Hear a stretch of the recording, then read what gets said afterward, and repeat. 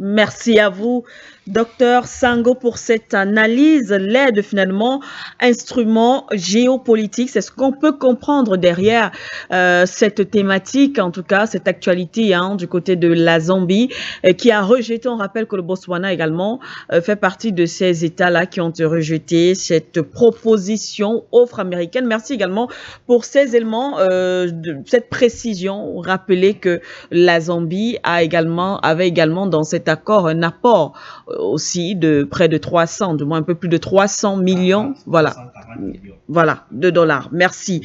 Alors, nous allons donc aborder le thème principal de cet après-midi. Nous avons parlé de nouvelles révélations. Nouvelles parce que, voilà, pour For You Media Africa, bien sûr, avec ses experts, ce n'est peut-être pas nouveau. C'est ce qu'on a l'habitude de dire ici sur ces plateaux, mais c'est encore mieux et peut-être bien quand ça sort également de l'autre côté, parce que de temps en temps, je ne sais pas, le docteur Sango ne va pas me contredire, ils sont qualifiés, voilà, d'aboyeurs et de complotistes, voilà, lorsqu'il s'agit de dénoncer certains faits et de citer certains États qui sont à l'origine de la tentative ou des tentatives de déstabilisation des États africains et précisément du Sahel.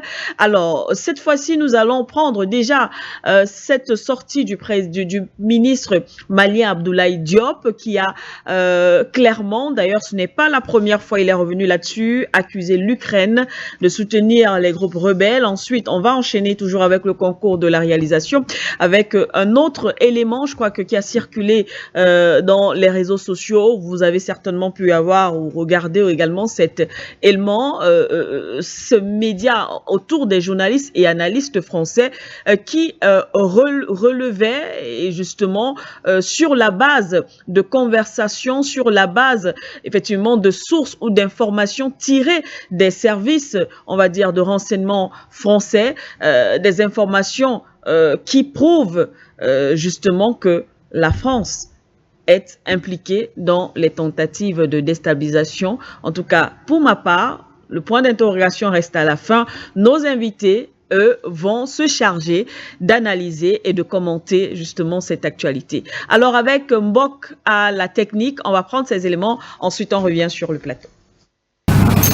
Dans leurs entreprises finestes, les groupes armés ont reçu le soutien de sponsors internes et externes qui fournissent des renseignements, des moyens logistiques et recrutent des terroristes ou en tout cas des mercenaires qui se font appeler terroristes. Certains de ces sponsors agissent d'ailleurs à visage découvert, comme l'Ukraine qui a publiquement revendiqué son appui logistique aux terroristes opérant au Sahel. D'autres continuent encore de garder la tête dans le sable. Il s'agit pour nous très clairement aujourd'hui, il faut que nous comprenions quand nous parlons de lutte contre le terrorisme de quoi nous parlons. Pour nous, la lecture est absolument très claire. Pour nous, il s'agit d'une guerre hybride, une guerre qui est menée par procuration par certains États contre le Mali et contre les autres pays de la Confédération des États du Sahel. RTL Matin. À 7h18, RTL autour du monde, les secrets de l'actualité internationale avec vous, Georges Malbruno. La situation empire chaque jour au Mali. Avant-hier encore, au moins 35 personnes ont été tuées dans 2 attaques menées par des djihadistes. Georges, la France a officiellement quitté le Mali, elle en a même été chassée. Et pourtant, vous nous révélez ce matin qu'elle agit toujours en sous-main, grâce notamment à de discrets relais au parcours particulièrement sinueux. Ça mérite quelques explications. La France, en effet, Thomas, n'a pas de soldats au Mali où depuis 15 jours, une alliance entre des djihadistes et des rebelles touaregs ont conquis plusieurs villes et cherchent à faire tomber une junte pro-russe qui ne nous aime guère. Et pourtant, d'autres militaires dans l'orbite de la France sont à l'œuvre. Il s'agit, selon une source sécuritaire française, d'unités du renseignement militaire ukrainien, le GUR, qui opèrent en coordination avec les rebelles touaregs. Et parmi ces unités, il y a quelques dizaines d'ex-légionnaires ukrainiens, des francophones. La France joue sur le vivier des nombreux militaires ukrainiens passés par notre légion étrangères. Les rebelles indépendantistes touaregs veulent affaiblir la junte au pouvoir à Bamako.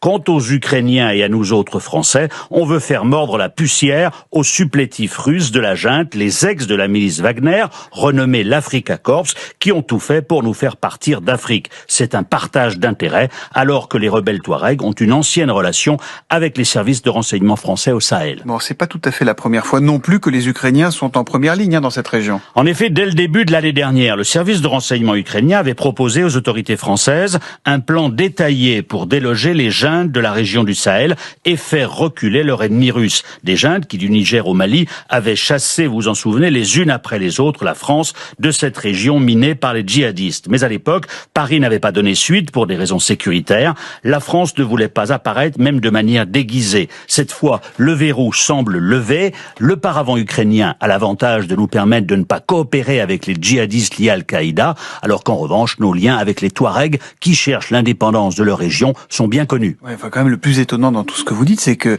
ce jeu d'alliance, il se fait au final au profit des djihadistes. Vous avez commencé votre propos en disant les rebelles et les djihadistes sont alliés en ce moment. C'est un jeu d'alliance surprenant, c'est vrai, sans remettre à des Ukrainiens qui aident des rebelles Touaregs associés à des djihadistes qui sont nos ennemis.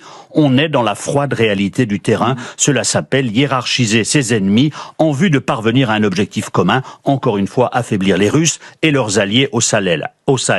Alors face à une situation quand même délicate, la France limite son aide opérationnelle à ses relais ukrainiens, à du soutien technique en matière de transmission notamment. Ce jeu de billard à plusieurs bandes avait été repéré et dénoncé l'an dernier par plusieurs pays du Sahel, mais sur le terrain, ce front... Eh bien voilà, merci à la réalisation